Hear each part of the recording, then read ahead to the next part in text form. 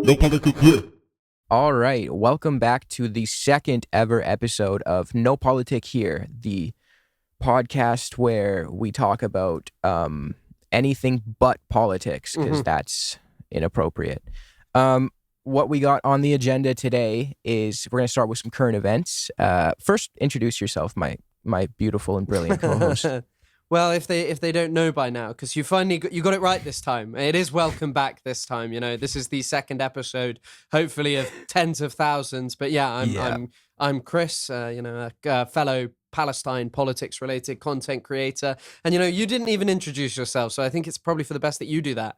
Right. My name is Isaac. I am co-hosting this program with the incredible Chris Kunzler. And we have a big show for you today. We're doing current events. We're doing a deep dive into the Israeli right. I guess the Israeli far right. Well, I mean, it's so skewed because the right in Israel is like pretty much all of them. Yeah. But the Israeli far right, I guess, would be not even really appropriate too, because we're covering Netanyahu, and relatively speaking, like he's not as far as like Ben-Gvir or Kahane or anything like that. Some people use the term the Israeli radical right as the term that they prefer to use, but like ultimately I think far right is an apt term. But ultimately, my main belief around this is just basically that everyone in Israel is very right wing because it's a racist ideology, and racism is not a project of the left, it is a project of the right. And so I think that, unless you're really an anti-Zionist, I find it hard to describe you as anything but a right-winger.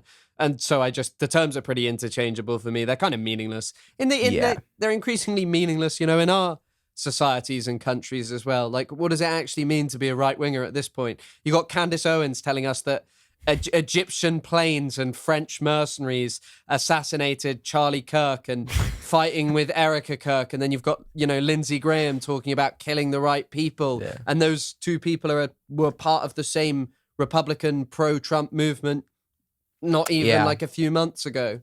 The lines are definitely blurring. And I mean, you're right, in Israel the entire project is predicated on ethno-supremacy, so delineating left, right, like how do you even... They're all pretty right-wing. And I think that that's kind of, the amazing thing about the first thing we wanted to talk about, which is the Colombia recently settling the lawsuit with effectively the American government about the alleged discrimination against Jewish employees, right?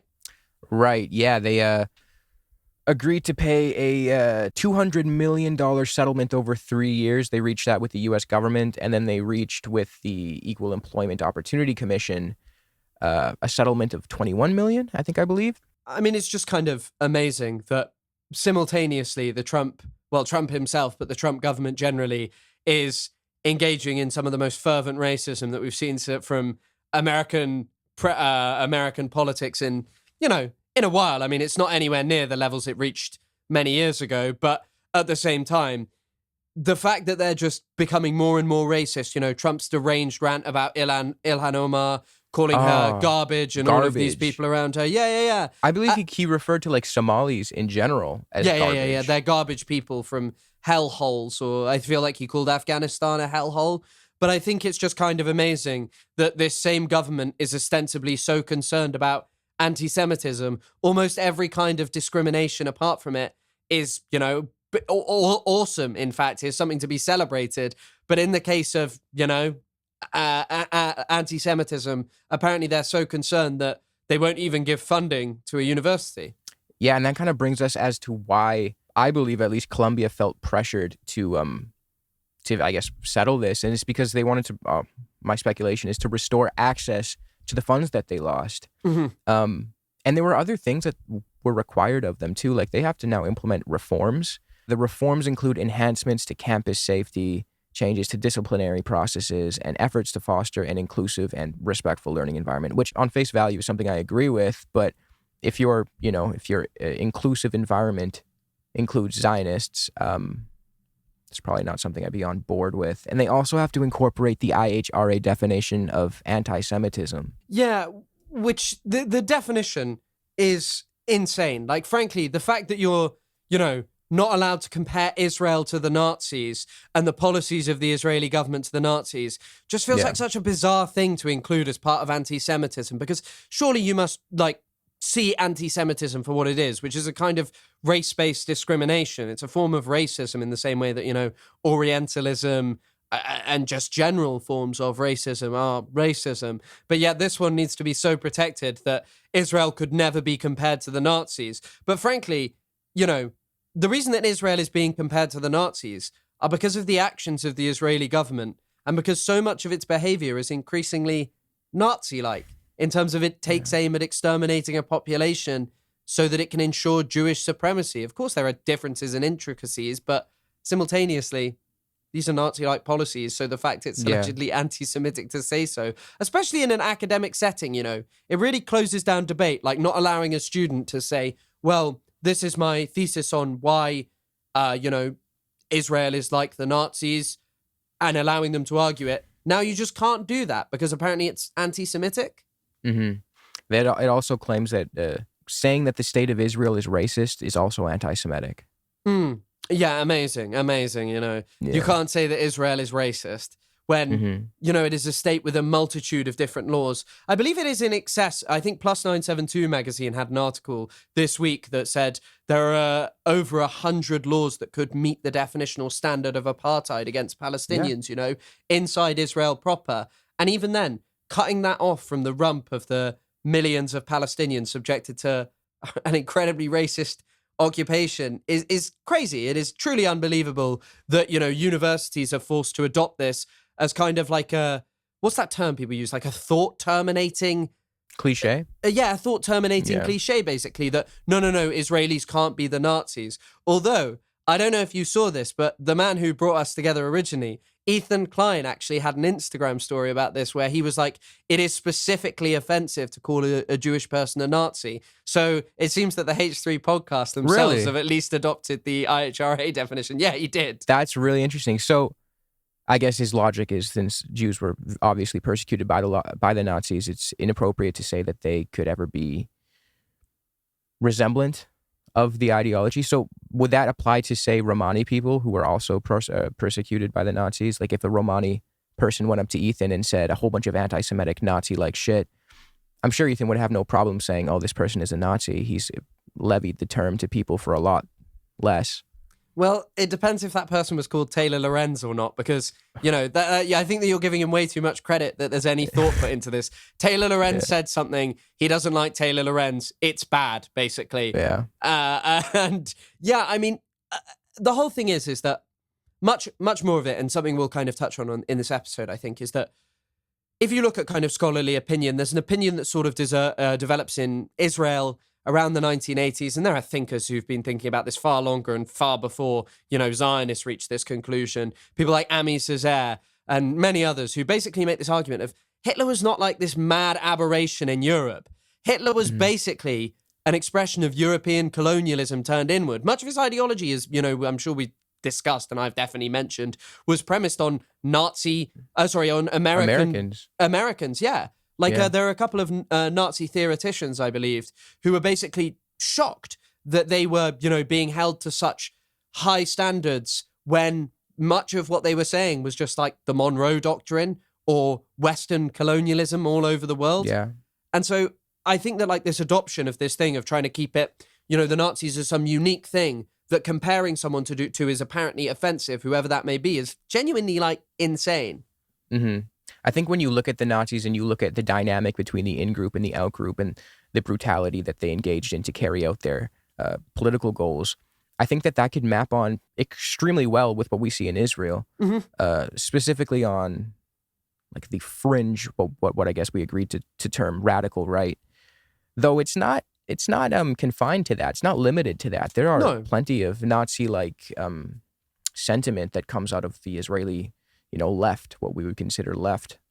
Yeah, definitely. And I mean, I think that ultimately, to win the fight against Nazism is never to treat it as some aberration. It is to take it for what it is, which is a form of racist discriminationary identity politics taken to its most extreme in terms of killing. The Nazis didn't come out of nowhere.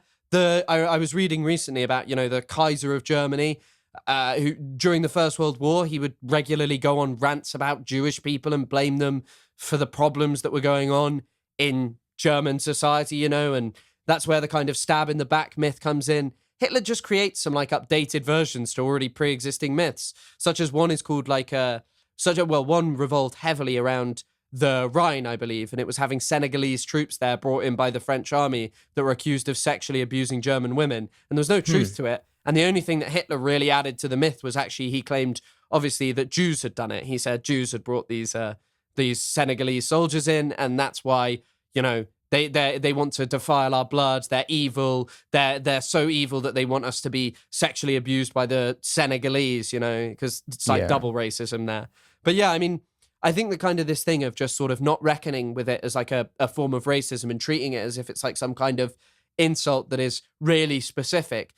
It's actually much more just a base of how many people kind of see, morality, and they're like, oh, Nazis are really bad. And so comparing Israel to them is kind of really bad. But actually it's like, no, it's kind of talking about racist politics wherever they may be. And strip it down to its fundamentals. There are plenty of things that rhyme between the ideologies. I mean, as we will see in, I guess, the last segment of this episode, we will make that abundantly clear. Yeah, definitely. And I think that just in terms of Israel, like confronting that, the opinion polling right now, as, we've spoken about, there's some that are split, but there are some that are showing that Netanyahu will still maintain a major majority.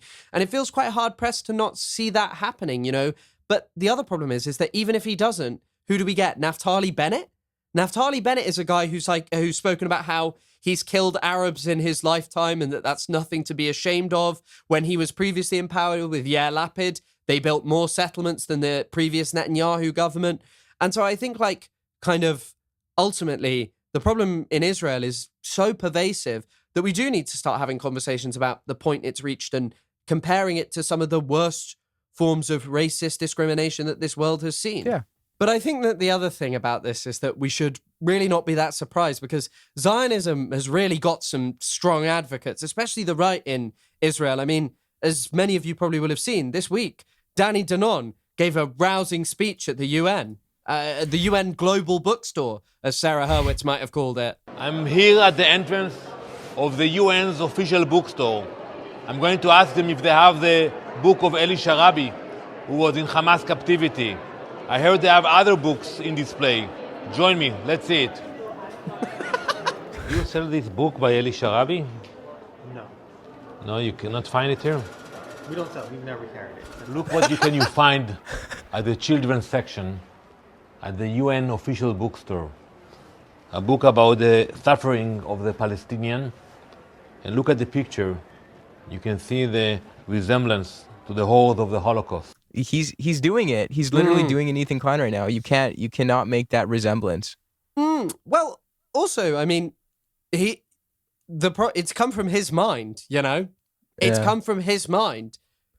He sees what it is because, he's probably realized what they're doing. Yeah. Yeah, he made the connection. Shameful. Yeah, I mean, as I say, it's who's shocked? Who is shocked that a man like that is rousing the populations of the world to join the Zionist cause? Great guy. Yeah. You want to move on to, I guess this is not really related, but a very interesting story about India's B'nai Menashe Jewish community. I said that, right? B'nai Menashe. I think, I've just been reading it, so who knows? B'nai Menashe, what are they? They're a community of Indian Jews that the Israeli government has approved to bring over to Israel. Yeah. And settle them in the Galilee. Yes. Do you want to go into why they're choosing to settle them in the Galilee and how that relates to the fact that the previous occupants of the Galilee have left due to rocket fire? Many people, as people are probably well aware, the Galilee is in the north of Israel. It's right on the border with Lebanon. There are actually points where, you can see across the border, I believe, and see, Lebanese people living in the south of the country. And basically, there's a pretty obvious reason. It's a place that's probably going to be targeted. And as we'll discuss in this episode, the Israeli government and the Zionist project generally has not always been very fond of Jewish people with darker skin. It's not really a big secret, the Israeli government was very, very, very racist for a long time. Generally, the Israeli community was. And so the B'nai Menashe seemingly being settled in an area where other Jewish people will not go back for fear of like a growing escalation with Hezbollah, and Hezbollah having, the ability to hit those areas, or also if it misfires when they're targeting, Israeli military positions along the border, who's going to be the people to get hit? Yeah, Whoever's exactly. in those areas.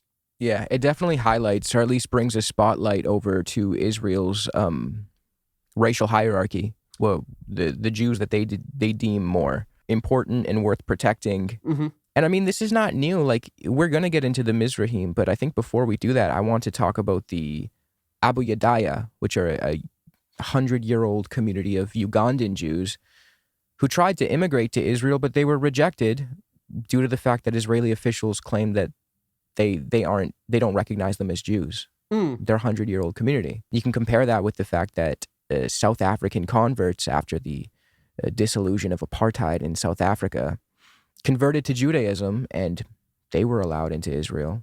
Yeah, and the same goes for Soviet Jewish people. Like after the fall of the Soviet Union, between 1990 and the early 2000s, it's nearly 1 million Soviet Jews who move over to Israel. But the thing is that they're also allowed to bring their non-Jewish spouses over. So there's many of these people who aren't halakhically Jewish, so they're not like technically Jewish according to Israel, and yet they were allowed to come over. And I mean, the B'nai Menashe are allegedly like a 3,000-year-old community, but they have written to Israel over and over again. They've been writing to them apparently since the 1960s and 70s. Apparently Golda Meir was the first Israeli prime minister to ever receive a letter from that community. And at first they thought it was like a pretty fanciful story, that it was kind of made up.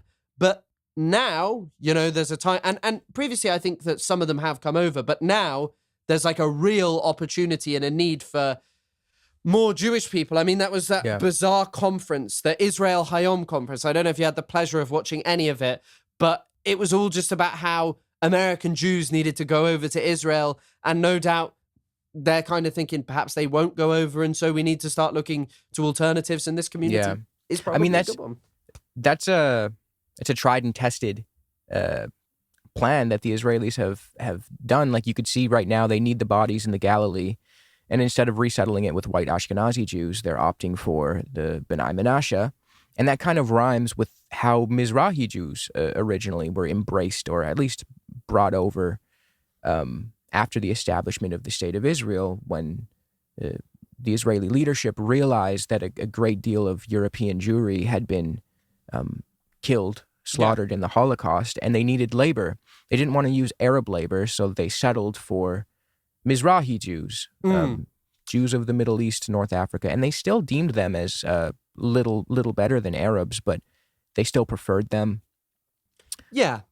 They still preferred them, but even today I read something which kind of shocked me. In the case of Morocco, right, the Jewish agency would leave the older and like less capable Moroccan Jews in favor of taking young and able-bodied Moroccan Jewish people over. They weren't interested in bringing over and like rescuing them as kind of the narrative that we see now. They were interested in them much more as like human material, like as what they wanted. And they would use that term, human material, and then sometimes bad human material.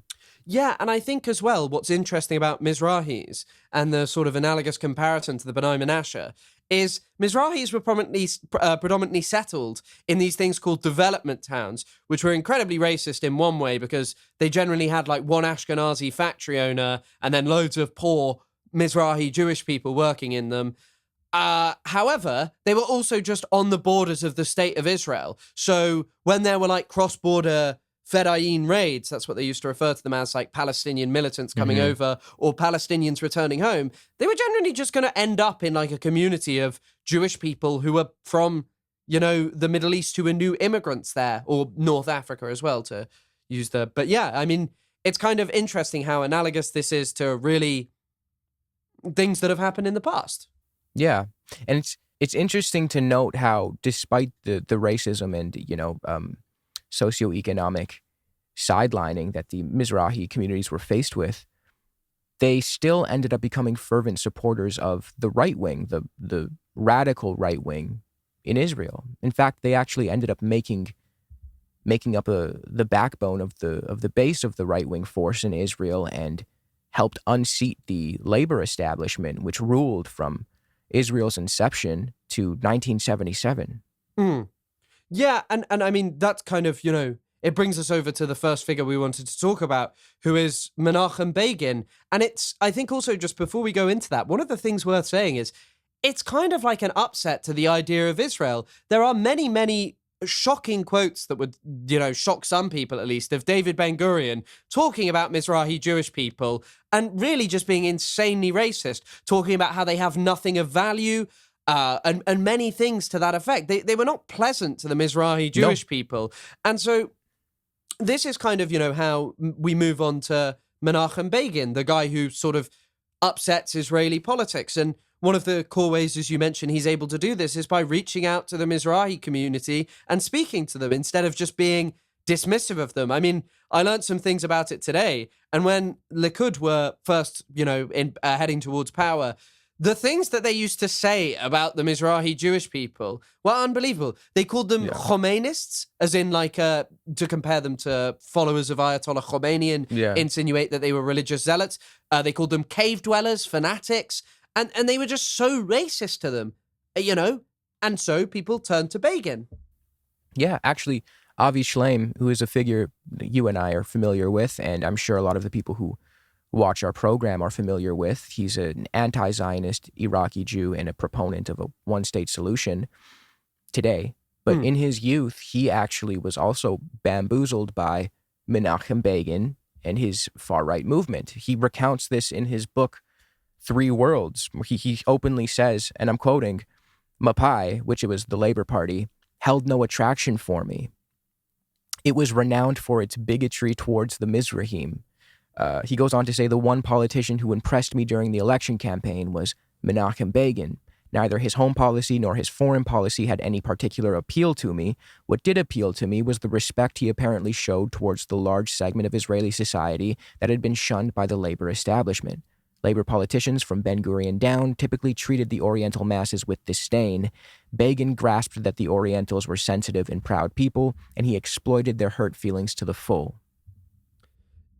Yeah, I mean, 100%. And it's kind of shocking to see a figure like Avi Shleim, who, has not always been that pro-Palestine, but isn't like a fan of sort of right-wing fascistic politics, be enamored with someone like Menachem Begin, to think like, oh, this guy speaks to me in a certain way. But it's so interesting because, as well, there's kind of a couple of explanations. So one of the explanations that I heard at the time is that apparently they were just incredibly racist. And they were like, well, of course, the Jews from the Middle East, like the demagogic populists, they've never lived under democracy. They're backward savages. And so they kind of made this claim as to try and, I guess, make themselves feel better about why they'd lost. And then there's another kind of school of thought, which has more basis in reality, which argues that Begin was very, very, very set in the idea that Israel would never give up the Gaza Strip, East Jerusalem, Golan Heights, and the West Bank.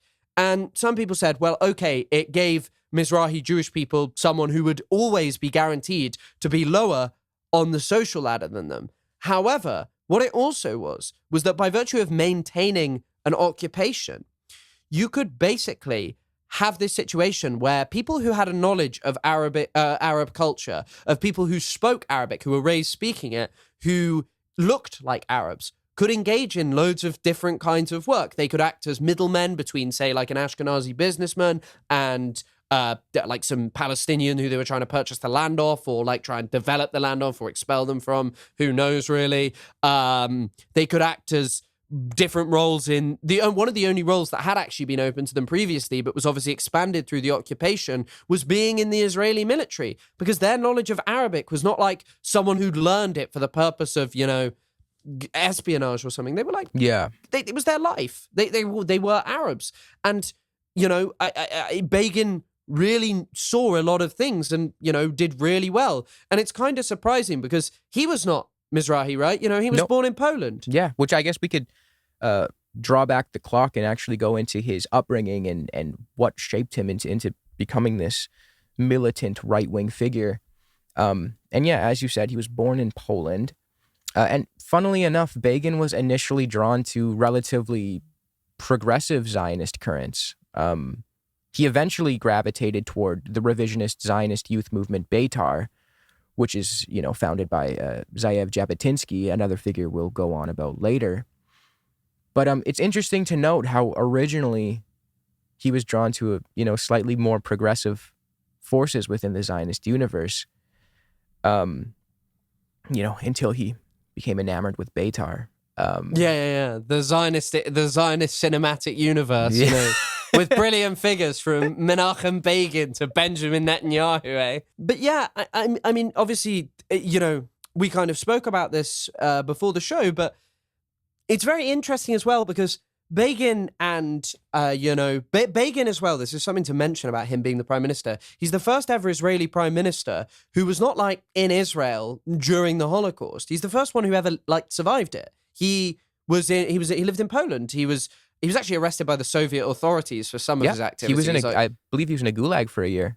Really? I didn't actually know that it was a gulag, but yeah, I mean, he was up to some really crazy things, but he'd obviously, lived through the Holocaust, and he was a real change, and it obviously influenced him massively in his kind of thought and adoption of the more extreme right-wing currents. Yeah, he actually became the head of Beitar's department for Poland in 1932.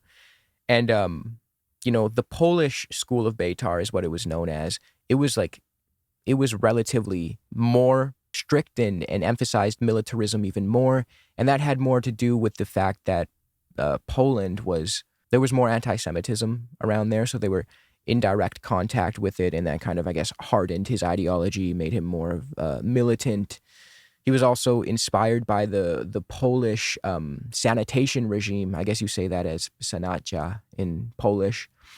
And that deeply, influenced his interpretation of revisionist Zionism, hardened him, solidified his feelings towards militarism and nationalism. But funnily enough, Jabotinsky, who is the founder of Beitar, he and Begin actually had an ideological rift at a point, because Jabotinsky, despite definitely embracing neo-fascist and fascistic attributes, he had a contradictory respect for institutional organizations like the League of Nations, who he appealed to get them to, I guess, counter British power in Palestine and allow for more immigration.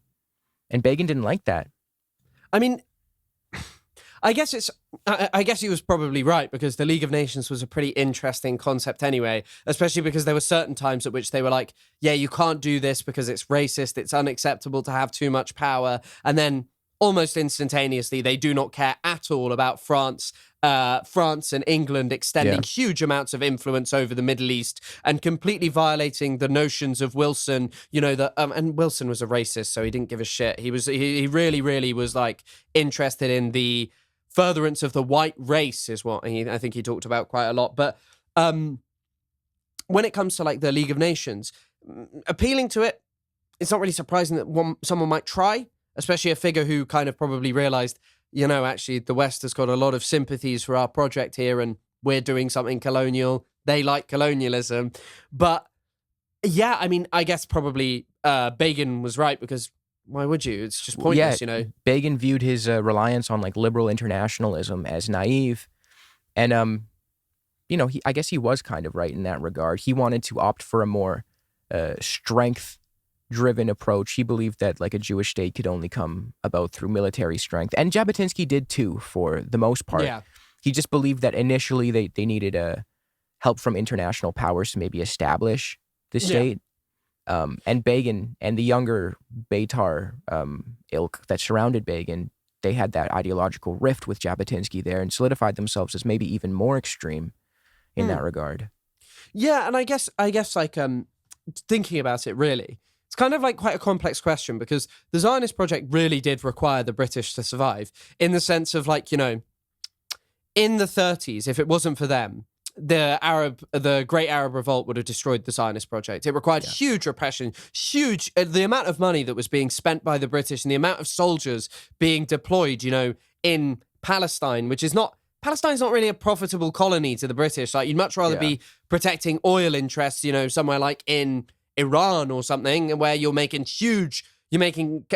cash hand over fist, just insane amounts of money. And like Palestine, you're not getting much out of. Like, it's like more of a prestigious thing in terms of, it was sold to the British that it would be like a kind of crown of the imperial empire by the early Zionist lobbyists. But, it's kind of funny because initially Jabotinsky is right that it's like, we need to appeal to the British. But then Begin turns out to be the correct one because he's kind of like, no, we have to drive the British out. And eventually he's right. And, as we'll talk about a little. Yeah. He does that. He arrives in Palestine in 1942.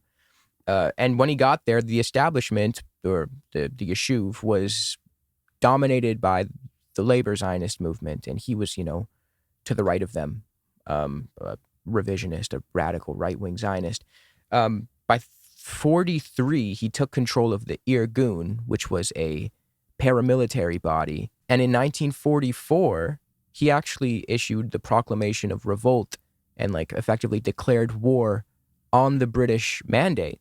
So, which is funny because when you think of, Zionist paramilitary terrorist organizations in Palestine prior to the state of Israel, you think of, militants primarily taking aim at the Palestinians and the native population, which they did, absolutely. Mm-hmm. But Begin explicitly made it a concerted effort to attack the British because he believed that their presence in mandatory Palestine was actually serving as an impediment to his goals because they weren't allowing for, full Jewish immigration. They were restricting it, and he hated that. Yeah. And I mean, the kind of as a British person, this is actually a really funny point to me because, first of all, British people who are now generally right-wing and sort of venerate the British Empire, for some reason generally support Israel.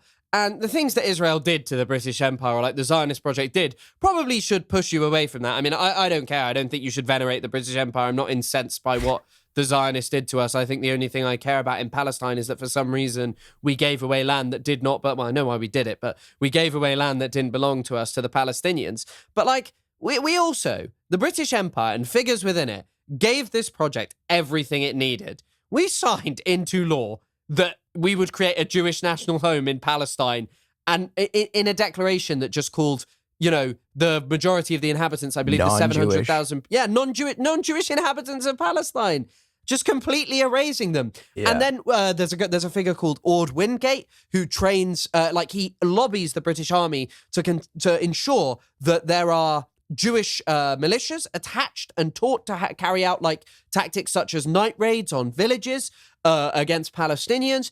And then, this Begin guy, he turns against us. And we were fighting the damn Nazis at the time. And Begin famously, a lot of people bring up the Havana Agreement. Havara, sorry, not the Havana Agreement. It's got nothing to do with Castro this time, because he's an anti-Semite as well, I'm sure. Him and the Russians were being anti-Semitic. Apparently. But the Havara Agreement, I think Begin is heavily opposed to it because he's lived through the Nazi experience and is like, no alliances with this. He even, he actually became quite respected when the Irgun transformed into Herut, his political party. He made a big stink about accepting reparations from Germany because they wanted to do that for the Holocaust. And he said that it was like accepting blood money and it was their way of rinsing their hands of the genocide.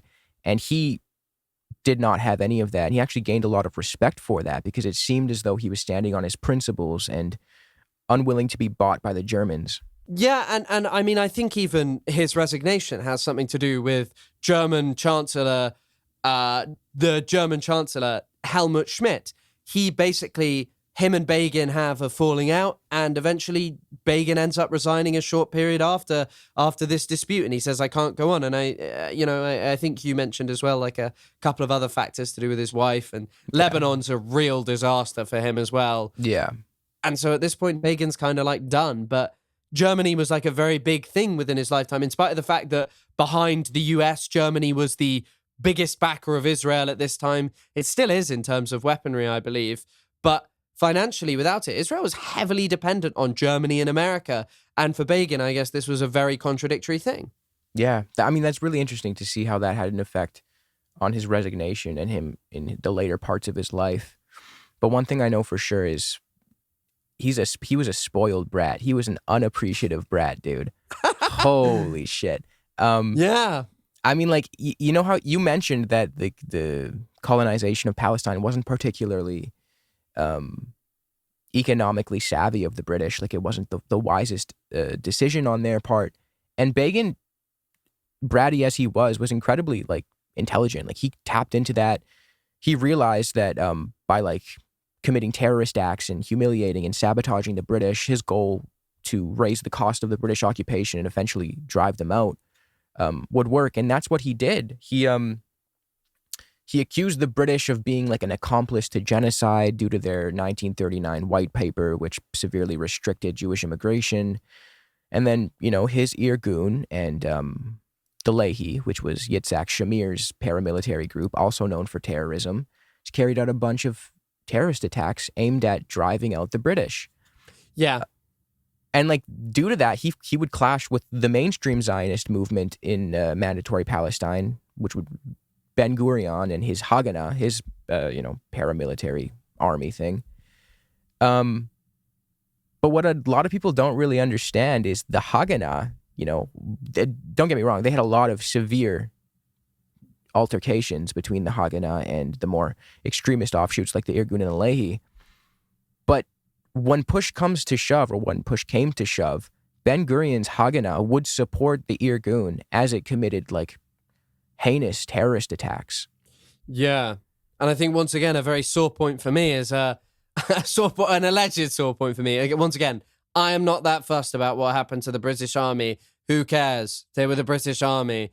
But I think one of the more serious moments of that is the King David Hotel bombing, right? King David Hotel bombing, yeah. So the King David Hotel bombing is very interesting because what essentially happened was, I believe it was 1946, the Irgun committed a bombing in the King David Hotel for the specific reason to destroy evidence that was confiscated by British officials that implicated Zionist terrorists in various crimes. Because it was just after like a huge... It was after it came as a response to a huge British raid. Crackdown. I think huge British crackdown. I think they imposed curfews and that basically they were locking down and they managed to capture some pretty significant figures within the militaristic Zionist movement. But in my understanding as well, even before this had happened, like the Jewish Agency and other, Zionist organizations in Palestine, even though there were, as you mentioned, like conflicts, disagreements between them and the Irgun, they just didn't hand them over to the British, they didn't want to. Yeah. Well, the funny part about the King David Hotel bombing in specific is the Haganah tried to like wash their hands of it. They condemned the bombing when it took place, but actually Tom Ze'ev writes this in One Palestine Complete. He says that the Haganahs trying to distance themselves and claim as though they didn't do anything was not accurate. He said that, quote, the Joint Jewish Command had approved the attack. But in the wake of the huge number of deaths that resulted, there was a heated debate over how the details were carried out. But the Haganah, they sicked the Irgun on the King David Hotel because the papers or the documents that the British had confiscated directly implicated the Haganah in crimes against the British. And they thought, well, if this gets out, then we're kind of cooked. Like, the British are going to stop helping us. Eugene Rogan, American historian, I think he's a British historian, actually. Oh, is he? Is he British? Mm-hmm. Oh, one up for you, man. Not only are you talking about this really sore point in my history, now maybe he is American, maybe I'm claiming, but we're claiming him as British, today. All right, he could be British, man. It's all good. He's one of the good ones. No, he wrote this in I think the book is called The Arabs, A History. Yeah. It is just called The Arabs, A History. It's a crazy name, man. Especially for a white boy. Yeah. Well, we British are doing it different, Yeah, no, he said, among the papers were items implicating the agency and the Haganah in attacks on the British. On July 1st, immediately after the British seizure of the Jewish agency's files, the Haganah sent a command to the Irgun ordering it to carry out the operation against the King David Hotel as soon as possible. So, I mean, like you see here a perfect illustration of the Haganah, like the labor branch of Zionism, purportedly hides behind this veneer of, respect for democracy and at the time they would say socialism, humanistic values or whatever the fuck. And they're sicking this right-wing, psychotic military, paramilitary group to go commit these terrorist attacks. And then when shit goes horribly wrong, they're like, nah, we actually had nothing. Well, it's kind of like, I don't know. I feel like it's sort of, you set up this really racist structure that is supported by colonial powers. And, the prerequisite of it is you're going to have to do some expulsion and ethnic cleansing. And who's going to do it? These militant organizations, And I just wanted to say, it's like, it's pretty evident, this story, the King David Hotel and generally talking about the Irgun and stuff, it's pretty evident how difficult it was to be British in, the 1940s. And nothing has changed today. You guys, I've been waiting to say that. You guys really are the most oppressed group. I thought Italians were, but it's actually you guys. Yeah. From the King David Hotel to people calling me Freehead in Hassan Piker's chat. Like, it's a difficult time to be British, and things aren't getting better. There was, I saw this, and this is just like a completely off-topic thing. Well, it's not that off-topic, but there was some guy, there was some protest at my old university, Exeter, against some guy, and someone was talking about his views, and one of his views was like, the British Empire could have been much better and should have maintained control over Canada, that it would have developed into a far better place. And it's like, what are you talking about here? Canada has developed into a country that now probably economically far outdoes Britain. I mean, my dad is always going on about Toronto being like, or he had some cousin in the 70s from British Columbia, and they always used to mock her and say that, like, Canada's backwards. That's hilarious. And now today, obviously, Canada's much ahead of us. And yet, and I think, like, with all of this stuff, there are still British people who simultaneously believe empire is awesome, but then also think Israel is awesome. Bro, all I know is that Canada yearns for British occupation. That's what I know for sure. Yeah, being in it Montreal. Yearns for it. Being in Montreal was like an insult to me when they started talking about "Je me souviens," we remember, or I remember, and it's about British colonialism. Apparently, did not like that one bit. So that annoyed me. And I mean, hearing this stuff is cutting deep. Really, really tough stuff. Yeah, catching strays, bro. Well, I mean, later on we'll be talking about Jabotinsky's link with fascist Italy, and then that will be my burden to bear. So we'll take turns. I mean, Italy at that point in history, Italy was up to some crazy things. They were not the most chill folks in the continent. Well, have you seen the photos of Mussolini with the Sword of Islam?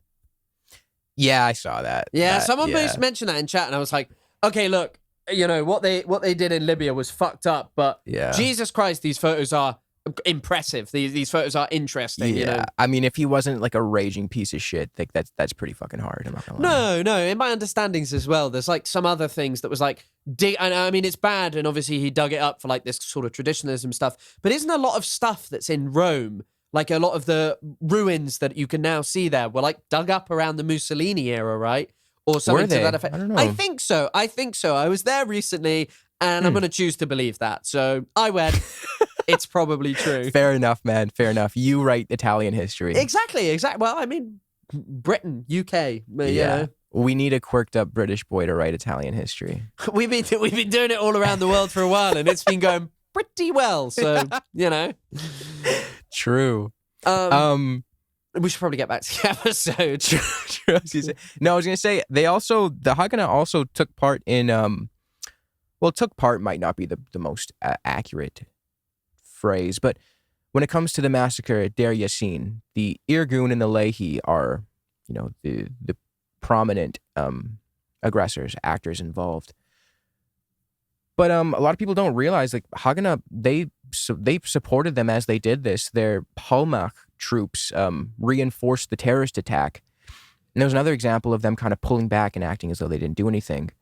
Well, but they were involved. The Palmach were trained by the British, right? I think that I believe so. I think that the eliteness of the Palmach came from that they were potentially going to be used as a force to go and destroy, like if, say, the Germans were to gain complete control over like an oil field, because oil is like, obviously oil is of paramount importance, but particularly for the British. So one of the reasons that oil, I don't know if you know this, but there's this guy I went to secondary school with, which is like our high school, and he would mention this every lesson when we were learning about the Middle East. He'd go, yeah, actually, after the First World War, the British switched away from coal to power their navy to oil. And so this meant that, when the Second World War came around, the British had to ensure control of oil. And so one of the things that I think was cooked up as a way to do this, and I may be misremembering stuff, but I really don't think I am, the Palmach were like a means to basically do this. They were a means, if someone were to capture the oil fields, send them in, and the Palmach will destroy it, and they'll ensure that they're not getting the oil. Huh. I mean, that is pretty interesting. It makes a lot of sense, too. Yeah.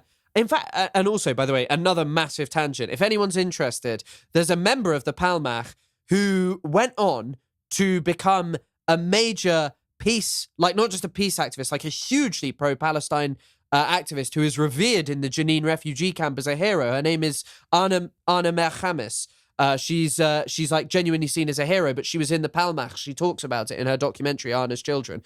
Dude, based, man. Holy shit. Yeah. There's another the late Tikva Honig Parnas. She was also part of I believe the Haganah. And she became like a diehard anti-Zionist, like a Marxist figure. Yeah.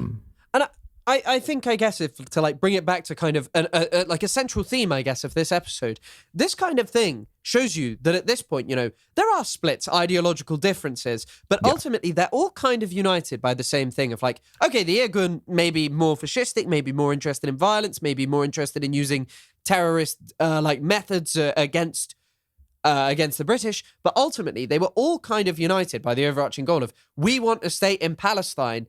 And I think, I guess this is probably a good way to move on to Jabotinsky, who we've already mentioned, is like, Jabotinsky kind of elucidates why this is, because, which, you explain. Jabotinsky is a very interesting guy. He grew up he was born in Odessa, which is now, I believe, in Ukraine. It was in Russia. But he grew up immersed in like Western literature, and he like benefited from a liberal cosmopolitan education.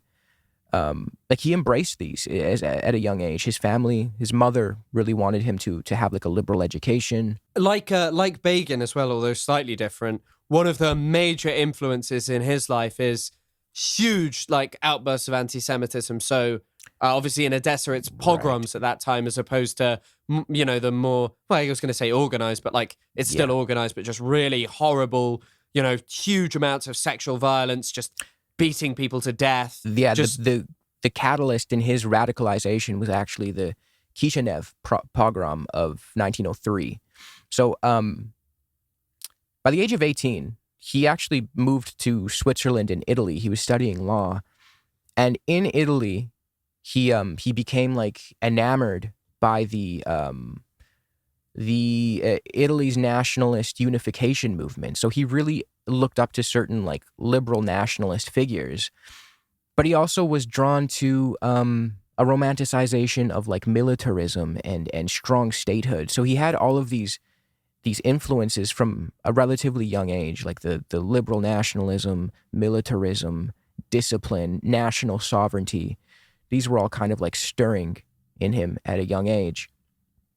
And he became obsessed with grafting these Italian nationalist traits onto the Jewish condition. But yeah, the pivotal moment in his life that turned was the Kishinev pogrom of 1903, where he became obsessed with like securing the physical safety of Jewish people. Mm-hmm. He immediately began like organizing Jewish self-defense units in Odessa. Yeah. At that point, he's starting to understand like what it is that he values, even though I still believe like it was very contradictory. It was like this, on one hand, like this liberal kind of internationalism. On the other hand is like this neo-fascistic militarism. And both, there's like two wolves inside of Jabotinsky. If I guess that would be how I would say it.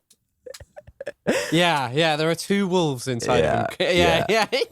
You know, in Jesus. World War I, he lobbied the British to create the Jewish Legion. Yeah.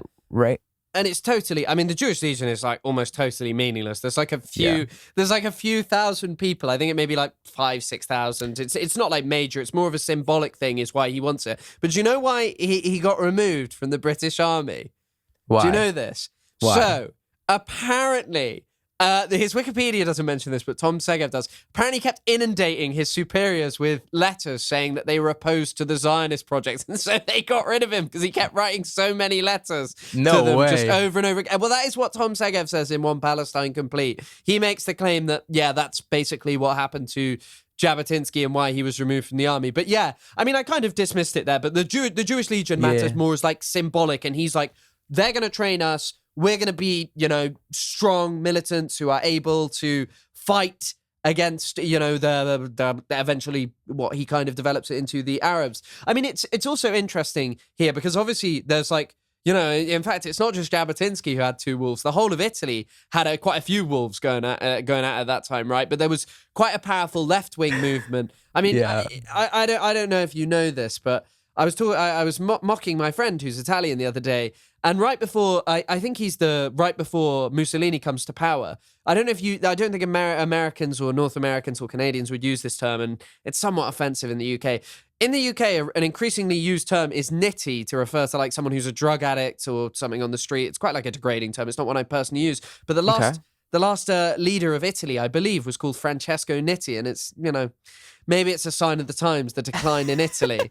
But on the note I actually wanted to talk about, in my understanding, the left wing was pretty powerful in Italy, and it's really interesting because the Zionist tradition moves away from the left in general, basically on the basis of one major fact, which is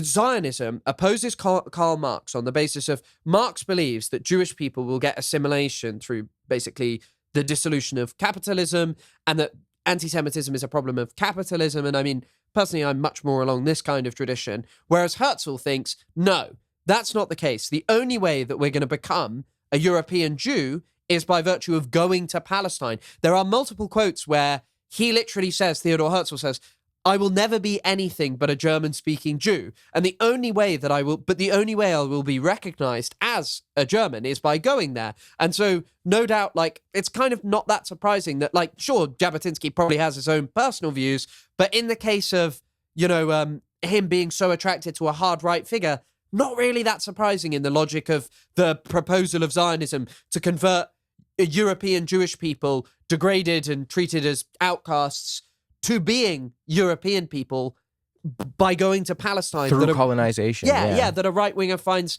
identification with that. And as I think, colonization is obviously a major part of why Jabotinsky is such an interesting figure. The thing with Jabotinsky that really draws me to him, and I'm not saying this as though I'm like a fan of the guy. You love him. He loved I'm Italy. secretly. You're going to say he liked Italy. I'm secretly. He's a friend of the Italians. He's a friend of mine.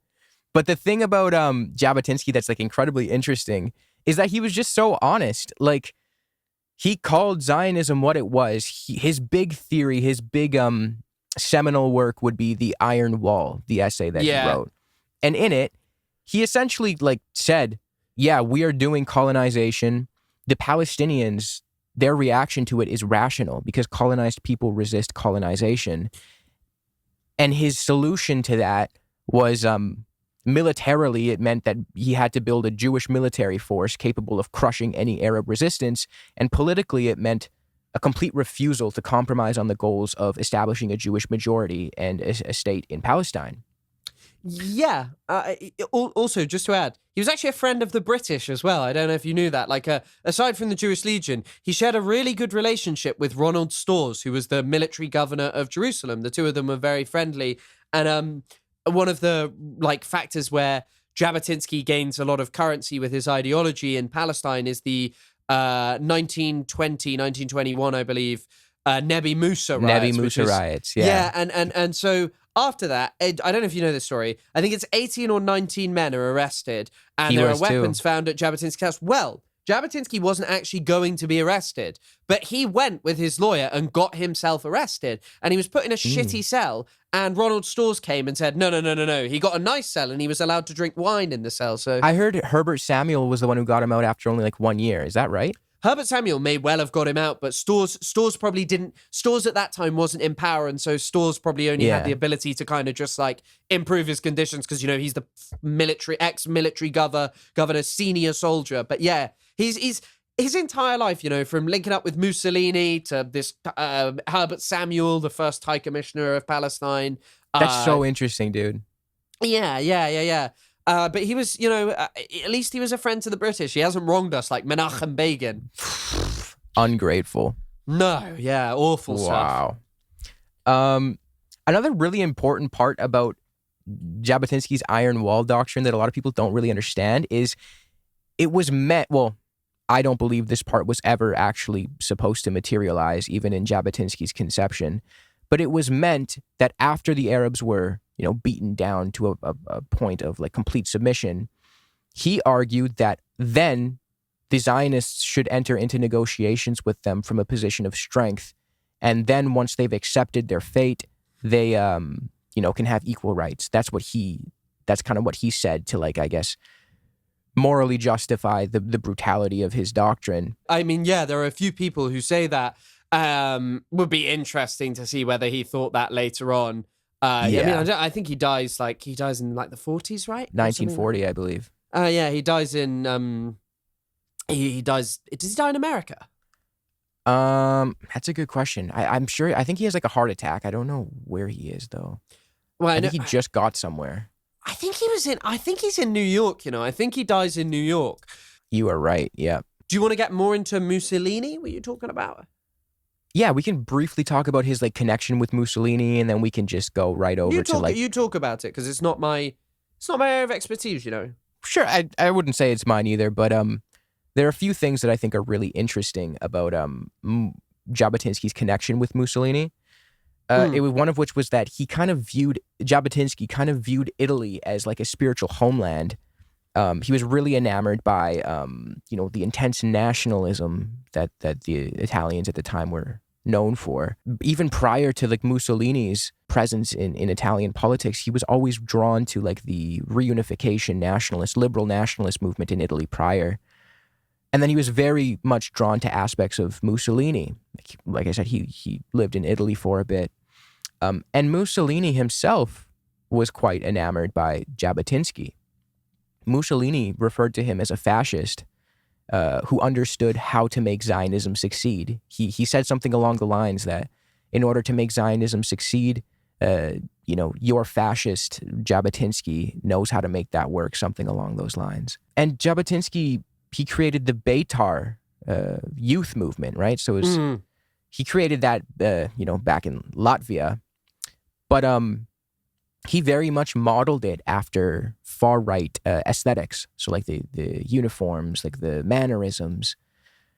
So much so that Jabotinsky actually opened a Beitar naval training base in Civitavecchia. It's an Italian like port city or whatever.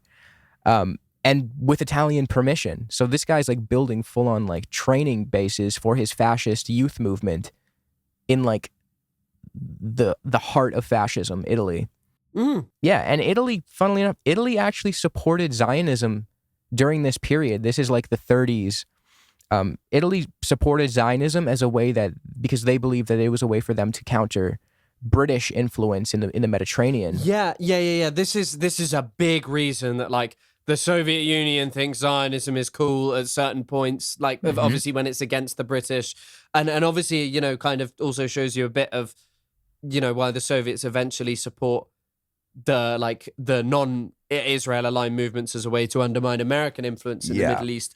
But like a multitude of different people see, you know, Zionism as like a good way to undermine the British. And in the context of course, someone like Hitler, that's a little different because they, you know, the British and Zionists were not like warring at that time. But after he's gone, many people are like, okay, this is a great way to undermine the British. You know, this is a great way. And I guess Jabotinsky specifically would be a good way to undermine it because he's not talking about compromise. Jabotinsky, you know, as you talk about, and I think as much respect as you'd sort of give him, Jabotinsky calls the Palestinians the natives. He compares them to the West Papuans, who he does actually rank below Palestinians. He says that, that not even the Palestinians will trade this. What he basically elucidates, and what is so clear in what he says is, okay, look, the Palestinians are not going to roll over and die. So all you moronic Labour people who want to pretend that they don't exist and want to displace them and just kind of pretend nothing's going to happen, make the realization now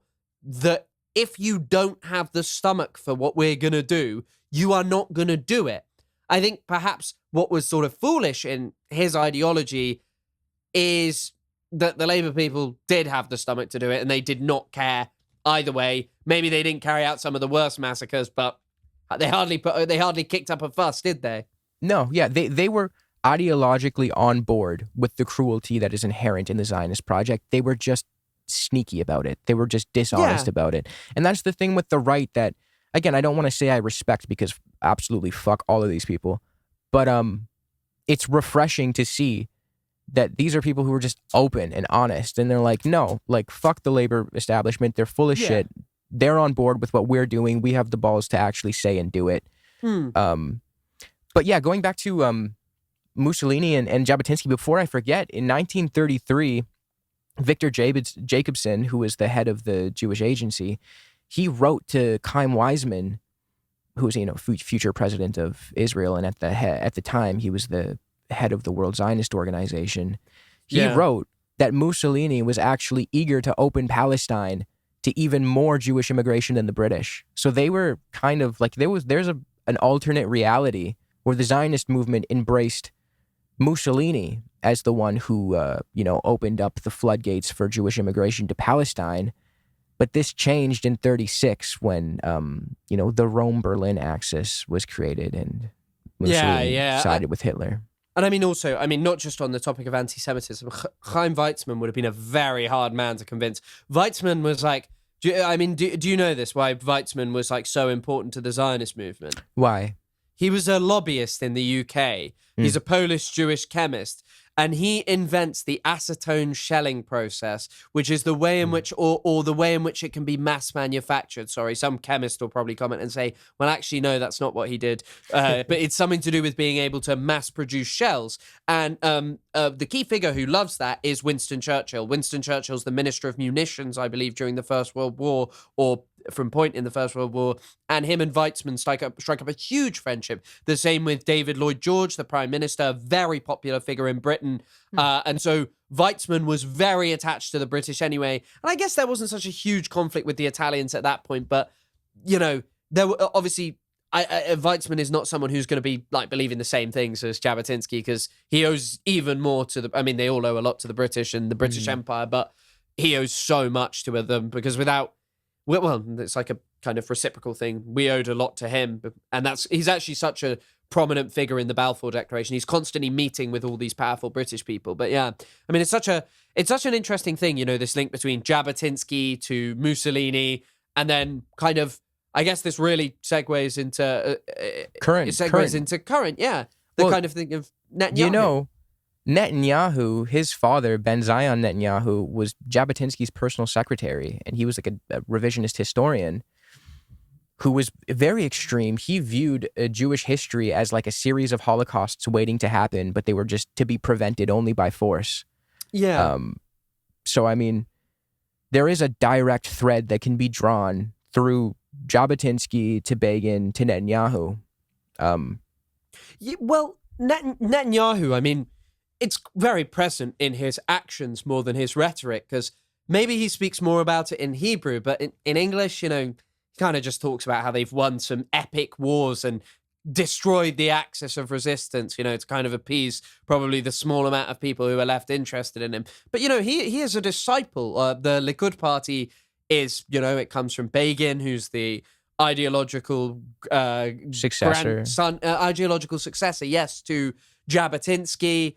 And then after Begin, it goes through a couple of other people, but no figure has really played the role that Netanyahu has since. He had a pretty disastrous first prime ministership where like Hamas, Hezbollah, and militants score some quite big victories against him. And since then, he has gone very hard since the death of Sharon, really. His whole selling point has been, we are going to crush the axis of resistance, and anyone who stands up to Israel, offer no negotiations, and beat the Palestinians, whoever, down to a point where they will not stand up to us, while simultaneously maintaining an occupation and engaging in creeping annexation so we can eventually control all of Palestine, this kind of a notion of a greater Israel, basically. More land, in fact. And that greater Israel, that maximalist expression is a clear line that you could draw back to Begin and Jabotinsky. In fact, Begin's Irgun had the logo of the Irgun was a rifle with land on both sides of the West Bank, so it was spilling into Jordan. Netanyahu's policies directly reflect Jabotinsky's Iron Wall doctrine as well. You see how he rejects Palestinian statehood. He is against any sort of concession and wants to focus pretty much all on military power, on mowing the grass or whatever. Mm-hmm. And I mean, some people have made the point that even the man who came before him, Ariel Sharon, Ariel Sharon physically created the Iron Wall, some people argue, with the apartheid wall. Yeah. And I mean, I feel like there's an argument to be made for that. And the things that they've done to kind of avoid negotiations with a strong Palestinian body. I mean, we were going to talk about this, and it may be worth mentioning here. It's Sharon is the prosecutor of the Israeli 1982 invasion of Lebanon. He's the one who invades it alongside Menachem Begin when he's prime minister. So Sharon invades Lebanon, and they claim it's all based on, we need to stop cross-border attacks, we need to get Israeli security. But actually, it is not. The plan is basically, and this is a long-standing one, there are mentions of it by Moshe Dayan, an early key labor Zionist figure, David Ben-Gurion. What they want to do is invade southern Lebanon and reach up and link up with the Maronites in outside of Beirut. And the Maronites are the Christians there, basically. Obviously, Lebanon civil war is quite confusing, but this is not so confusing. They will link up with the Maronites, and then the Maronites will basically crush the rest of the PLO, engage in the worst massacres, and Sharon will get his fantasy of a destroyed PLO, a destroyed Palestinian resistance. Begin will have achieved Jabotinsky's dream. He will have alienated the occupied territories. In fact, I believe Begin actually thinks that the occupied territories will kind of be like, okay, the PLO are gone, Arafat's dead, all of this stuff it's over for us. It doesn't happen. They don't quite succeed in that way, and they don't get the Maronite Christian-dominated state. And, basically, there's long-term discussions of removing Muslims from southern Lebanon, to ensure a complete Maronite domination and Israel annexing that territory. But, the things that this has produced, this kind of doctrine of, strength and no negotiation, is horrifying. Since that date, since a long time ago. And I'm sorry, I've kind of spoken for a while, but I guess there's also another point which I guess is interesting to talk about that I don't know if I saw in any of the readings I did. Obviously, Jabotinsky and also, more Begin on the whole. Begin is really heavily influenced specifically by, Begin is really specifically influenced by the Nazis. The Nazis are gone. But the Nazis are gone by the time Begin's actually in power. And there's this whole really contradictory thing that goes on in Israel at that time. And there's actually someone who some listeners may be familiar with. Her name is Fania Oz Salzberger, I think, or something. I don't know. Anyway, she's an annoying liberal Zionist on Twitter, and her dad was a bit of an annoying liberal Zionist. But, so on the eve of the invasion of Lebanon, I'll just read this quote because it's so interesting. So there's a couple of interesting things on this. So Begin always specifically referred to Yasser Arafat as a two-legged beast, a term he'd previously only really used for Adolf Hitler. So he drew these comparisons. There's a moment where they bomb Arafat's bunker inside of Lebanon, and he is talking about how it's better than killing Hitler, basically. He's like, I have killed Hitler, he tells Ronald Reagan, basically. He's like, I get the same catharsis. They didn't even kill Arafat. But anyway, there's this really famous quote that on the eve of the invasion of Lebanon, a war that is categorically not defensive, it is provoked by the assassination of an Israeli diplomat in London that is not done by the PLO. It's done by Abu Nidal, an anti-PLO faction. But what Begin says on the eve is so interesting to me. You know what I have done. You know what I have done and what we have all done to prevent war and loss of life. But such is our fate in Israel. There is no way other than to fight selflessly. Believe me, the alternative is Treblinka. And we have decided that there will be no more Treblinkas. Treblinka is the worst of the Nazi extermination camps. 1 million Jews are executed there.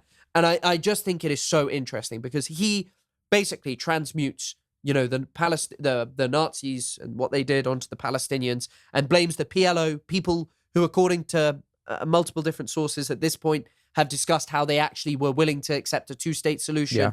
He says, these are the Nazis over in Lebanon. We are going to kill them and we are going to destroy them and we are going to have this amazing peace where Israel is strong and this strength brings us success. And it failed then, and it's failed in Gaza where Netanyahu, his lackeys, and all of these people talk about, the PLO, Hamas are the Nazis. Yeah. We're going to crush them. Doesn't work. It doesn't work. This forceful ideology doesn't work. It doesn't. Like Begin's, there was the Begin doctrine back when he was in power, and it was, inspired by Jabotinsky, of course, but it basically stated that like any adversarial country in the region should be prevented from developing nukes.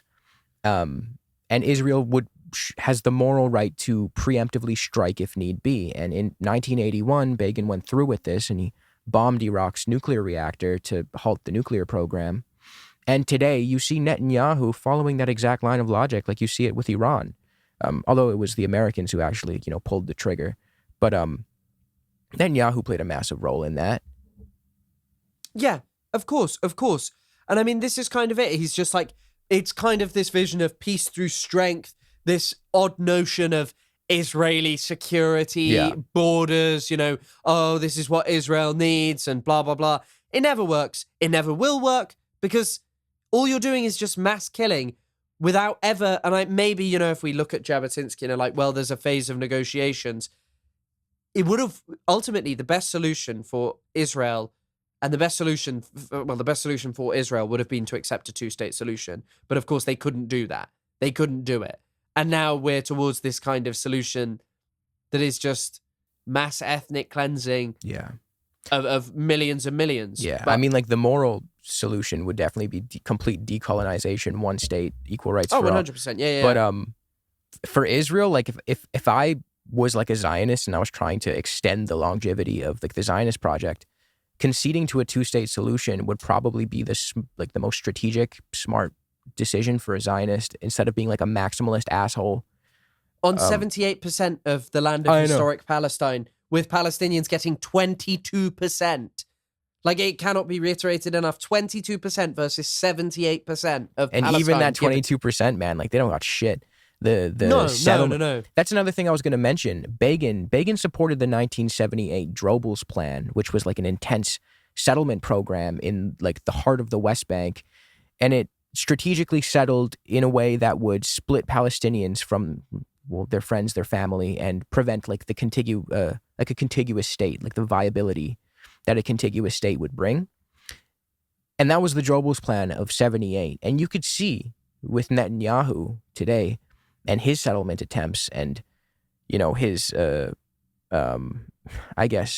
emphasis on establishing facts on the ground, as they call it, you could see that line, that ideology being threaded from Begin to now Netanyahu. So the Israeli right wing, like you can see its origins in Jabotinsky, and really like it doesn't all too much change. It just kind of slightly morphs and embodies whoever is like the head of the right wing party at any given time. 100%. And I think that like another interesting point is that in order for there to be a two-state solution, the American government should have, it was Jimmy Carter in power when Begin came to power. Another funny anecdote is, do you know Jimmy Carter referred to Yitzhak Rabin as the least effective human being in the world. And when he met Begin, he loved Begin. And him and Begin had these great conversations. And Carter was like, we'll stop the settlements and stuff. And Begin was like, okay, whatever. And the next day, in the next 2 days, he'd gone back to Israel and he'd started settlements. And Jimmy Carter was like, what? Why have you done this? Like, I thought we were pals. And Begin was just like... He was like, I like, what did you expect? Yeah. And like the Americans still continued with this policy of hugging this guy. They've continued with this policy of hugging Netanyahu. If you want a two-state, all you have to do is uphold basic international law and ensure, well, I mean, I guess ensuring with how it previously went, ensure that like, the Israeli right is kept down, but that's never going to happen. Yeah. That's never going to happen. No. But I guess before we talk about our next figure, Ben-Gvir, who is an important figure in the Israeli right, we do need to kind of understand Rabbi Meir Kahane. So yeah, one of my favorites. If you want to take the reins on that one. Well, I feel like I feel like I've done a lot of talking. So are you okay for me to talk? Oh, absolutely. You know a lot more about Kahane than I do. Okay. Kahane to me is like one of the most interesting figures in Israel. And so Meir Kahane is a pretty interesting guy. Actually, interestingly enough, his father, Charles Kahane, was a good friend of Jabotinsky. And when Kahane grew up in New York, when Kahane was a little boy, he met Jabotinsky quite a few times, actually. And he actually played violin, I believe, at Jabotinsky's funeral. Anyway, Kahane is really interesting because Kahane's obsessed with anti-Semitism. Like, that's his main thing. He popularizes the term never again with his book, Never Again.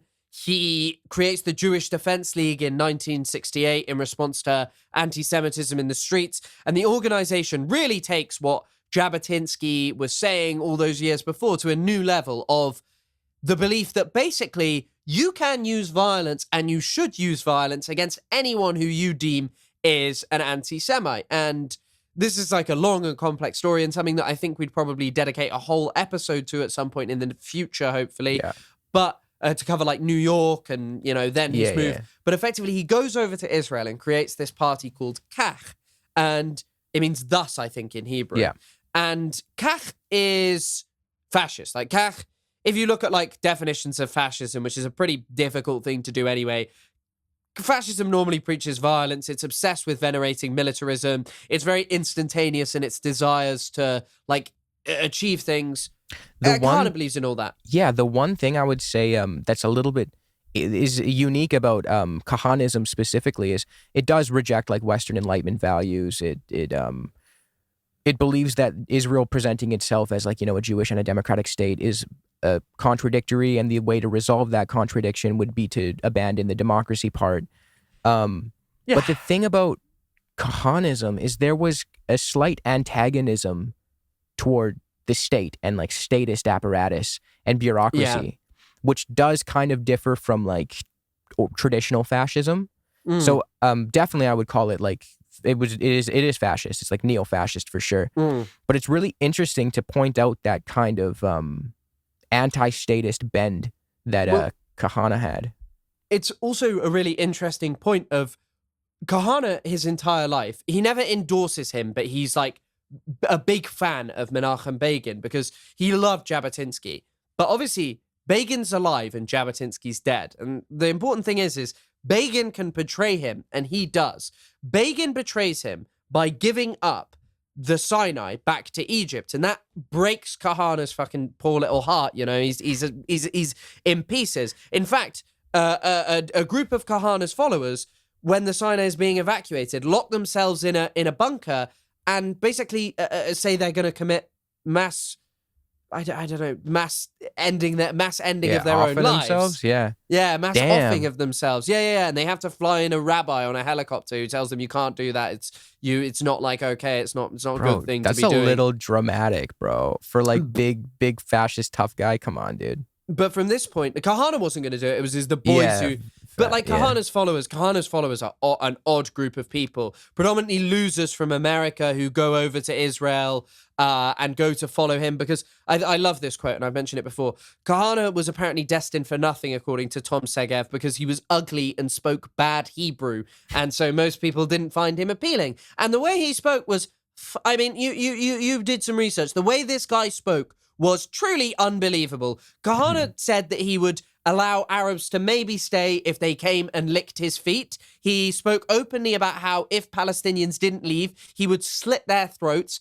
And I think that one of the most terrifying quotes, which actually grew his popularity a huge amount, was he said of the First Intifada, what that should happen if he was to be made defense minister is he would send in the IOF. They would go in, all cameras would be switched off for 3 days, and that would be it. That would be it. They would kill and they would kill and they would kill. And this is where I think Kahane is so important. That happened in Gaza. Maybe they couldn't switch off every camera, but they certainly switched off a lot of them. Stop journalists from entering. Engaged in a mass campaign of slaughter against journalists and have killed and killed and killed. They never took it as far as Kahane would have wanted, but they have certainly killed a huge amount of people. Well, I think that's a really important thing to understand about Kahane too, is he believed that like anti-Semitism was like an ontological constant in the Gentile. He believed that they, no matter what, would be anti-Semitic. And because of that, he thought that even like committing acts of violence against like innocent civilians, which was a category he didn't believe was even a thing within the Gentile, was permissible, not only permissible, but he thought it was sacred to commit violence against, you know, the enemies of Jewish people. When it comes to Kahane as well, the part of his ideology, though, that is so shocking in Israel is not the fact that he popularizes the chant death to Arabs, although amongst certain Holocaust survivors, such as an Israeli member of the Knesset, Heike Grossman, she is shocked because it's, you know, one word different to the things that were chanted at her when she was a young woman in Germany. But what shocks people the most, or what's the real break, is he just straight up says we should remove all Palestinians. No Palestinian should remain. Not in the occupied territories, not inside Israel proper, nowhere. There will be no more Palestinians. We can't have peace with them. They have to go. They must go is his actually very famous slogan, a very simple solution to the history of Palestine and everything that's happened there. And then you wonder how he inspires freaks like Baruch Goldstein, who in 1994 committed the Hebron massacre, right? Yeah, he committed the Hebron, the massacre at the Ibrahimi Mosque. He kills 29 worshippers there, wounds hundreds more, many people who die much later on as a result of their injuries. You would think that that sort of brutality would be met with condemnation from, you know, the Kahanist faction, at least like people who have some humanity there, but that's not the case, right? That's not what happens. No, he has a tomb in Kahane Park in Kiryat Arba, which is a settlement near Hebron. And it really leads on to Ben-Gvir, because someone who is certainly not upset with what he has done is Itamar Ben-Gvir. Now, you know, there's a lot of things he did to venerate him, such as I believe in 1995, for the Jewish festival of Purim, he dressed up as Baruch Goldstein for like a Jewish holiday and was like extolling his virtues. He loved him. But in the more famous instant, he has a photo of Baruch Goldstein in his house. Yeah. And he's been on at protests. He's infamous for shouting death to Arabs at protests. He he was radicalized as a teenager during the First Intifada, and he was part of the Kach youth movement, Ben-Gvir.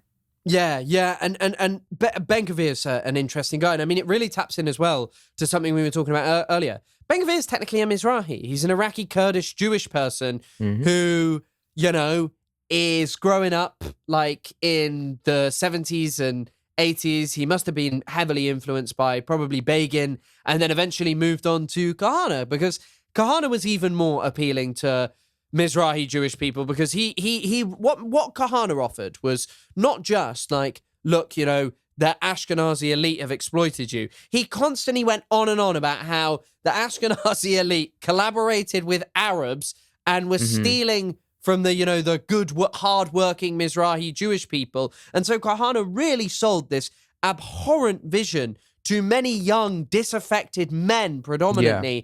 And if anything, Kahane in his lifetime had this major issue that Ben-Gvir has not so badly managed. It's somehow, even with his behavior, which is just acceptable in Israel, it would seem more like just, oh no, you can't do that a bit. Kahane had this problem that Kahane would just, maybe he was a bit ahead of his time, but Kahane would just say and do anything. He engaged in provocations, such as one, which Ben-Gvir has done, and there was no similar pushback.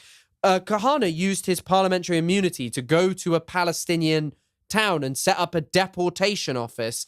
Ben-Gvir did something similar and didn't really get anywhere near the reprisal, but it was serious when Kahane did it. But this is the thing. Kahane in his lifetime couldn't moderate what he said or did, but almost instantaneously after he went, candidates who were like, right, we're not going to say everything and do everything that Kahane wanted, we'll bide our time until we can, they would basically wait.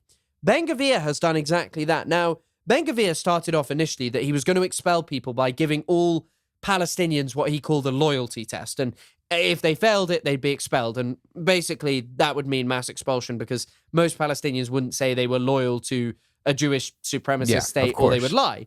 Right. Now, after the Gaza genocide, or whilst it's still ongoing, or after the main sort of bulk of the worst violence that we've seen, I mean, it's still ongoing, but after that, Ben-Gvir all of a sudden starts saying, time for transfer. We're going to voluntarily emigrate them. And he even moderates his terms on that. Kahane never would have done that. But that's why Ben-Gvir is where he is and Kahane is where he is, dead and gone. Right.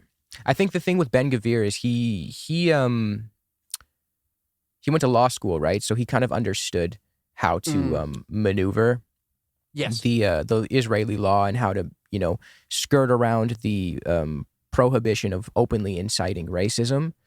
He even went on to defend a lot of Jewish supremacist extremists with his proficiency in understanding the law and maneuvering it. But if you look at the Jewish platform, the Jewish Power platform, which is his party, Otzma Yehudit, is that how you say it? Yehudit, yeah. If you look at that platform, it's functionally identical to Kach. Instead of Kahane, who would just call for the complete expulsion of Arabs, Jewish Power calls for the expelling of enemies of Israel or anyone deemed disloyal. And that's a very broad category that effectively includes most Palestinians because why would they not be an enemy of the forces that occupy them? He's a little sneakier. He understands the law more. He understands how to use rhetoric and maneuver the restrictions. 100%. And that is exactly why he is more... Because I think Kahane was not a stupid guy, but Kahane was just... Kahane would never have done that, basically, which is probably a personal issue. But then perhaps he wouldn't have had the influence that he did had he never moderated. Because Ben-Gvir's veneration is not just saved for, Baruch Goldstein. Baruch Goldstein. I forgot his name for a second there. He loves Kahane. He refers to Kahane in the same video where he shows, his pictures of Baruch Goldstein in front of the Ibrahimi Mosque where the minaret has been photoshopped so it's falling. It's a really weird picture. He also has a painting of Kahane and he goes, my rabbi, my teacher. Ben-Gvir, he got booed once at this Kahane conference in maybe 2019, 2021 or something. And the reason he got booed was because he was like, I'm not Kahane. I'm not going to transfer all the Arabs. Yeah. He just said it. I don't think he believes it. I genuinely think he... And many of the laws that were upon... And even if you want to see it through a lens of things that have changed, Kahane in his time tried to bring in a multitude of different laws that were... segregation laws. So those ones obviously have not quite been brought in, but there were certain ones like deporting the families of what were deemed terrorists, killing anyone who harmed a Jewish person, giving them the death penalty. Israel's done that. Israel is instituting the death penalty for Nukhba terrorists, or it's moving towards doing it. These things at the time provoked revulsion in Israel. Now they pass. They pass and when Israel, brings in a law where apparently if someone is a non-Jewish sex offender who commits a nationally motivated sexual assault, or they will be sent to, they will have longer sentences. Kahane would have loved this. This is like the kind of laws Kahane proposed. That's why Ben-Gvir is like really so much more dangerous than Kahane, because he's not so brazen. Well, it's worrisome too, because he's in the actual current government right now. Netanyahu brokered the merger between him and Bezalel Smotrich, his religious Zionism party, or that was back in 2022, right? Yeah. As I say, like I just said that he's not that outrageous. I mean, there were things that we talked about before. Ben-Gvir, Ben-Gvir, there's a video of him just brandishing and waving a gun at a parking attendant. There are like multiple clips. There's a video of him bringing immigrants from somewhere in Africa to a swimming pool in Tel Aviv and giving them swimming trunks and telling them to go swim and causing a stink. And my favorite story, which I was going to mention, and I really do want to mention, you know this, right? And it kind of links back to the very start of it, so in October 1995, Ben-Gvir is on a TV show called Politica, and there's a journalist called Amnon Dankner on there, and they're having a conversation. And Itamar Ben-Gvir is called by Dankner, one is permitted to defend oneself against little Itamar the Nazi, and told the man who is today Israel's government minister, shut your mouth, dirty Nazi. And so Ben-Gvir is incensed. He ends up suing the guy. And obviously at this time, Ben-Gvir is like an open member of Kach. Yeah. And this goes all the way up to the Israeli Supreme Court. What actually turns out is the Supreme Court does say, look, you've defamed him. He's not a Nazi. But his ideology is so similar that they make him pay 1 shekel. Because they saw it. At this time in Israel, there was such a big revulsion at Kach, especially after the Cave of the Patriarchs massacre, the Ibrahimi Mosque massacre. It gets banned. But, at this time, they recognized it for what it was. Now he is the government minister, the Minister of National Security. He controls the prisons. He has overseen and endorsed mass torture. And most Israelis and Zionists just go, well, he's not the prime minister and they don't do everything he says. It is like today you have a guy who is basically just a Nazi, like a Jewish Nazi. Like that's all he is. You have him sat in your government, controlling your prisons, overseeing mass torture, mass systemic sexual abuse. And you wish to dismiss that as just like the marketplace of ideas. And what? And over at Columbia University, if you draw that connection, that would be considered anti-Semitic now due to the new reforms. These guys, like this story of Kahane, and I'm sure we'll do a full episode about Kahane and Kach. It's kind of just worth mentioning him with Netanyahu as this is what the radical kind of right is. And the fucking funny thing is this guy is not like openly as radical as Kahane was. I told you an amazing story about Kahane, which is that after Kahane was elected to the Knesset in 1984, he was never in the cabinet, but he gets elected. He only gets 25,000 votes. But actually, I'll say this again. The ticket that he runs on, Kach, he's obviously going to win, so he gets a seat. The second person is a guy called Yisrael Ariel, who wants to destroy the Al-Aqsa Mosque. Great guy. Something that Kahane was, by the way, actually arrested for. He got involved in a plan to do that. But third on the ticket was Baruch Goldstein. So if Kach had got more votes, Baruch Goldstein would have been in the Israeli Knesset. But I think like the most shocking story about Kahane that provoked revulsion in Israel is Kahane gets assassinated in 1990, right? And Kahane's followers, in response, go round in the West Bank and go to businesses and give them signs that say, I do not employ any Arabs, because if they didn't, Kahane's followers threatened to smash up those businesses and beat the workers. At that time, key figures within Yad Vashem, the Israeli Holocaust Museum, were like, there is no other comparison between this and anything else. This is Kristallnacht 2.0. Yeah. There is nothing else to compare this to. This is what's going to happen. This is abhorrent and this is barbaric. And today, this guy sits in the Israeli Knesset. And I'm sorry, if you don't see that as this point of like how Zionism is at peace with this and how the protests are about judicial reform. They're not about the things this guy's doing. I think the reason the right is so popular in Israel is because it resolves that contradiction that inherent contradiction between Israel being Jewish and democratic, and it just throws out the democracy. It just embraces that Kahanist logic and is like, look, guys, from the start, this setup was built on a lie. How could you be democratic while explicitly being set up to function to serve the benefits of one ethnic group exclusively? We need to be honest with ourselves. Just drop the democracy aspect. We don't. It's a sham in the first place. It's illusory, and I think that is the kind of the selling point with the Israeli right. They are just honest. And I mean, I think even a funny thing about that is it was a Labour government that had Palestinians living under military law for how many? How many decades? Like nearly 2 decades. It was a Labour government who expanded settlements into the West Bank. This kind of like balking at Kahane to Jabotinsky. I think it's actually a really interesting thread you brought up that runs through all of them. Is just this honesty, this truth.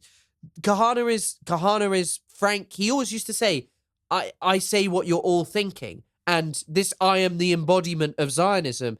And sure, there are certain things which are like, oh, come on, he wants a halacha state, which most people would be like, oh, no, I don't want that. That's unusual.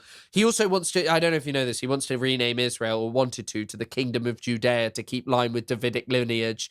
But ultimately, the whole thing of his relationship with the Palestinians, he's just frank. He is like, Palestinians are never, ever, ever going to lie down in the same way that Jabotinsky is. And so our only option is to expel them. I mean, like, the two-state solution could have maybe materialized in the 1990s or 80s, maybe, but I don't think so. My favorite kind of banger from Begin, and a perfect example of this just brutal honesty, pertains to the 1967 Six-Day War, where he openly said, like, he's like, yeah, this narrative that we had no choice and that it was like a defensive war, this is bullshit. Like, Nasser's concentrations in the Sinai did not mean he was going to attack. We need to be honest. We decided to attack him. Like, that's Begin. And like, that's a huge Israeli myth. Like, even right-wing Israeli or Zionists like Ben Shapiro, he'll even say, oh, we had no choice in 67. It was a defensive war. And then you have Begin just being like, nah, bro, we did that shit. Kind of like bragging. Yeah. And I mean, same with Lebanon. You know, most Zionists maintain that Israel is constantly attacked. Israel's the one who destabilized Lebanon predominantly and has continually done it over and over again. Yeah. So they can try and get what they want there, which is a sympathetic regime, and they'll keep doing it. And people will still try and portray them as like always on the defensive against evil Arabs because it's easier than confronting reality, you know. Whereas these people are just frank about Zionism is really racist and we're going to go do that racism, that colonialism. We're going to expel Palestinians because what we want is a Jewish state. And what does a Jewish state mean? Well, it means a state of Jewish people, for Jewish people. And I mean, sometimes obviously Kahane mixes in like it's going to be a halacha state, but Begin doesn't really do that. No. Itamar Ben-Gvir kind of embraces Ben-Gvir kind of embraces that like religious dynamic. That he's like much more of a religious figure. But the religious community in Israel is like it's growing, and the amount of settlers is growing.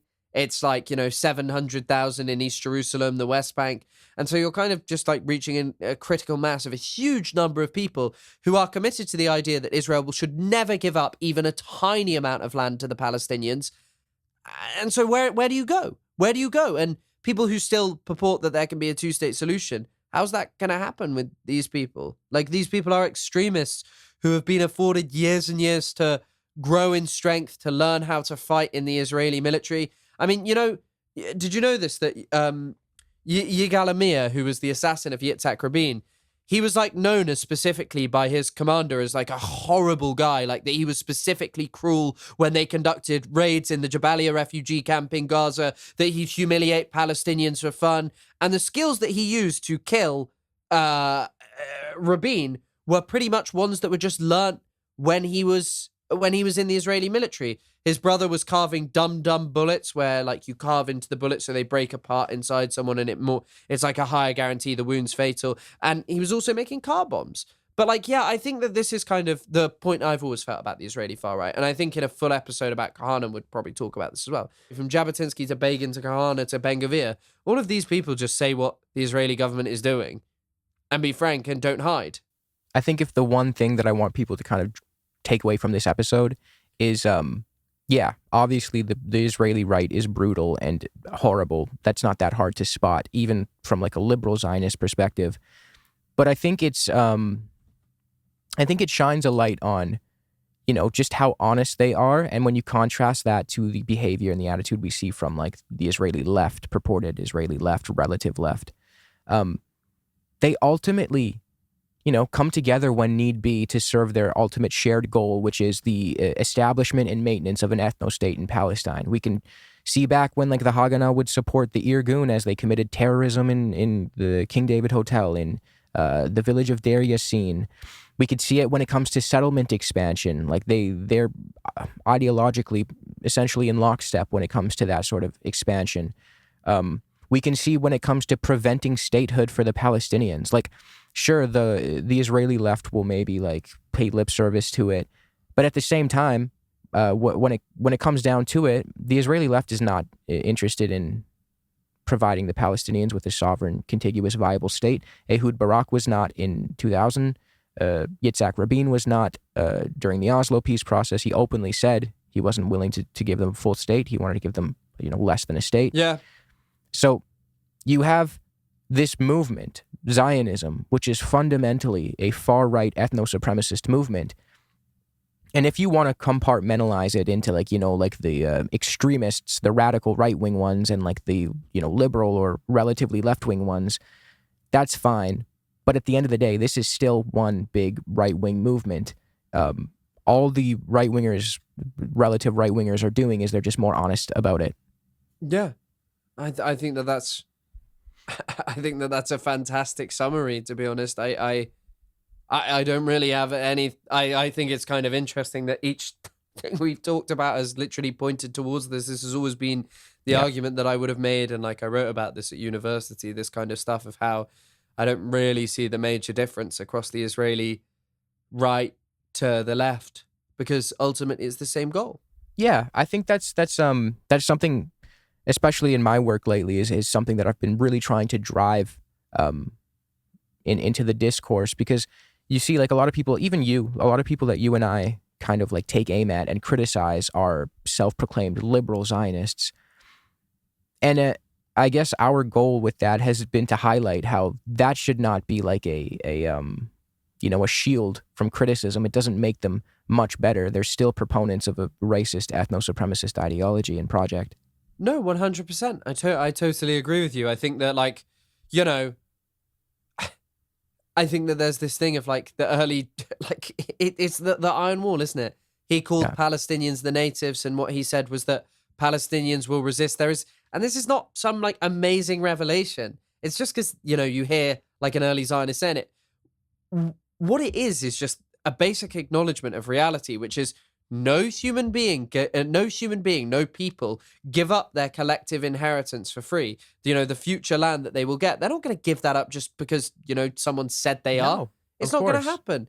And I think I think that these people are just kind of real about it, that they're not like, that they're not frankly like, oh, we're gonna have like this wonderful two-state solution. They're just like, no, we want all of Israel. We're not going to give it up. Begin said that.